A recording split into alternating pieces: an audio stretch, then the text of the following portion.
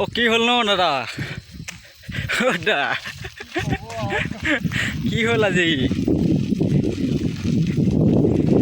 ৰঙাটো এতিয়া গৰম পানী ৰিজাৰ্ভ একদম মোৰ মাজতে তেলটো শেষ হৈ গ'ল। এইটো নি আছে বহুত ঠেলি আনি আছোঁ। তো লগৰজনে তেল আনি আছে, তো যিমানটো পাৰিম গৈ থাকিম আমি।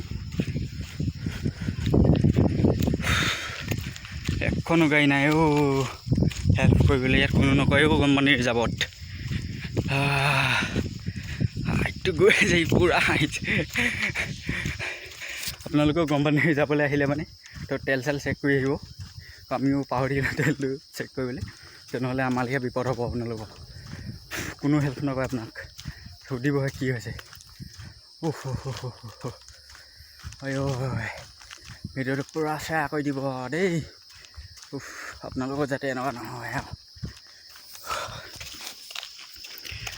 নি আছে এইফালে পূৰা ৰ'দ।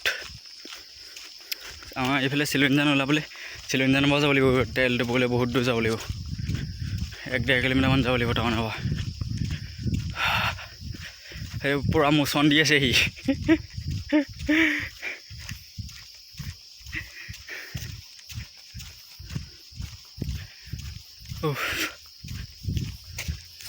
পূৰা মোচন দি আছে ঐ, তালৈ ফোন এটা কৰ।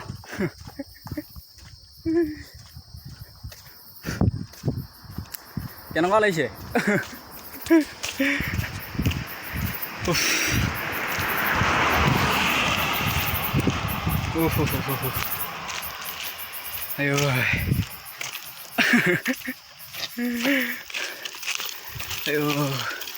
দেখো উঠি ল।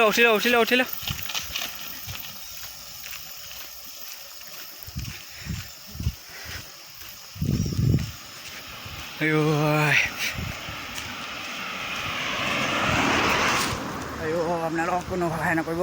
তেল চেল পূৰা ভৰাই কৰি আহিব আপোনালোকে। তো এনেকৈ আমাৰ লেখীয়াকৈ নোচোৱা নকৰাকৈ নাহিব, তো এনেকৈ বিপদত পৰিব। তো ভিডিঅ'টো যিমান পাৰে শ্বেয়াৰ কৰি দিব।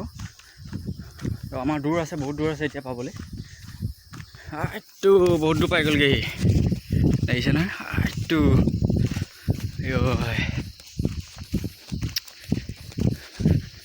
ভিউটো এনেই ভালেই আছে, খালি তেল নাই নহয়।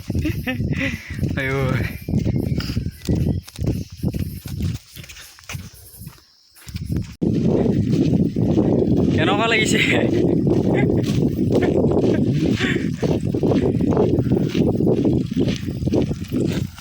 তো আমি আহি আছিলোঁ ৰঙাজান। আজি তো গৰম পানী ৰিজাৰ্ভত তেল শেষ হৈ গ'ল। এজন দাদাই ঠেলি আনি আছে। কেনেকুৱা লাগিছে?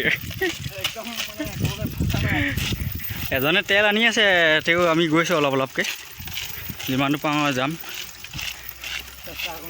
চেষ্টা অকণ কৰিছোঁ। সেইকাৰণে দাদা দামী গাড়ী ল'ব নালাগে আৰু, গতিকে এনেকুৱা। এইটো টাৰ্ণিং পাইছে, আৰু এটা পাম SP টাৰ্ণিং।